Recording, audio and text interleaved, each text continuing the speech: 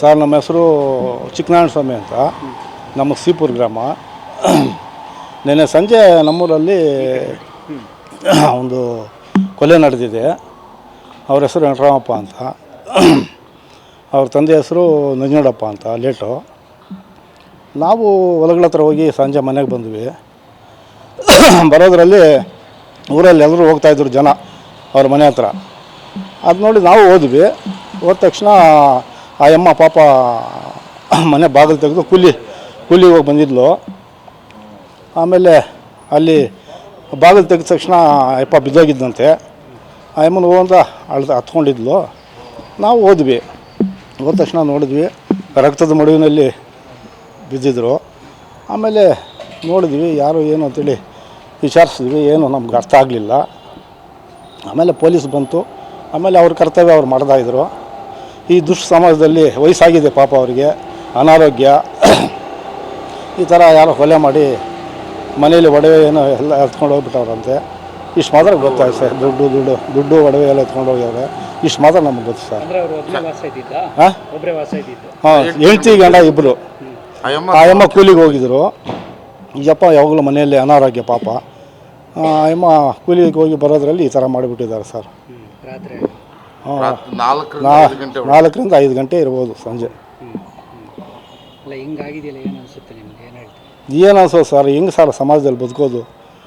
ವಯಸ್ಸಾಗಿರೋರಿಗೆ ಈ ಥರ ಹಿಂಸೆ ಕೊಡ್ತಾ ಇದ್ದಾರೆ, ಸಾಯಿಸ್ತಾ ಇದ್ದಾರೆ. ಈ ಸಮಾಜ ಎಷ್ಟು ದುಷ್ಟ ಸಮಾಜ ಆಗಿದೆ ಅಂತೇಳಿ ನಮಗೆ ಹೇಳ್ಕೊಳ್ಳೋಕ್ಕೆ ಒಂದು ನಾಚಿಕೆ ಆಗುತ್ತೆ ಸರ್.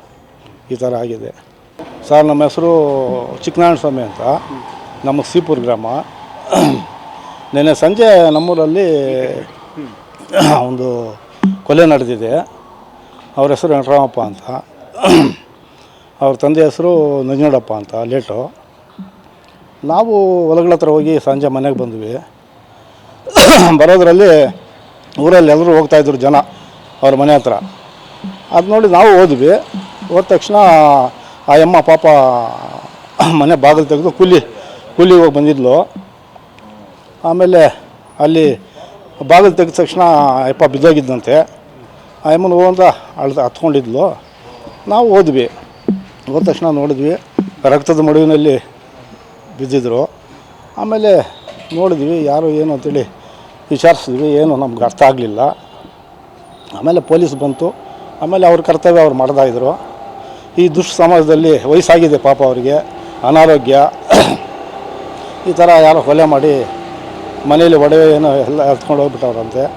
ಇಷ್ಟು ಮಾತ್ರ ಗೊತ್ತಾಯ್ತು ಸರ್. ದುಡ್ಡು ಒಡವೆ ಎಲ್ಲ ಎತ್ಕೊಂಡು ಹೋಗ್ಯವ್ರೆ. ಇಷ್ಟು ಮಾತ್ರ ನಮ್ಗೆ ಗೊತ್ತು ಸರ್. ಹಾಂ, ಹೆಂಡ್ತಿ ಗಂಡ ಇಬ್ಬರು. ಆ ಅಮ್ಮ ಕೂಲಿಗೆ ಹೋಗಿದ್ರು. ಈಗಪ್ಪ ಯಾವಾಗಲೂ ಮನೆಯಲ್ಲಿ ಅನಾರೋಗ್ಯ ಪಾಪ. ಆ ಅಮ್ಮ ಕೂಲಿಗೆ ಹೋಗಿ ಬರೋದ್ರಲ್ಲಿ ಈ ಥರ ಮಾಡಿಬಿಟ್ಟಿದ್ದಾರೆ ಸರ್. ಹಾಂ, 4ರಿಂದ 5 ಗಂಟೆ ಇರ್ಬೋದು ಸಂಜೆ. ಏನು ಅನ್ಸೋದು ಸರ್, ಹೆಂಗೆ ಸರ್ ಸಮಾಜದಲ್ಲಿ ಬದುಕೋದು? ವಯಸ್ಸಾಗಿರೋರಿಗೆ ಈ ಥರ ಹಿಂಸೆ ಕೊಡ್ತಾ ಇದ್ದಾರೆ, ಸಾಯಿಸ್ತಾ ಇದ್ದಾರೆ. ಈ ಸಮಾಜ ಎಷ್ಟು ದುಷ್ಟ ಸಮಾಜ ಆಗಿದೆ ಅಂತೇಳಿ ನಮಗೆ ಹೇಳ್ಕೊಳ್ಳೋಕ್ಕೆ ಒಂದು ನಾಚಿಕೆ ಆಗುತ್ತೆ ಸರ್. ಈ ಥರ ಆಗಿದೆ.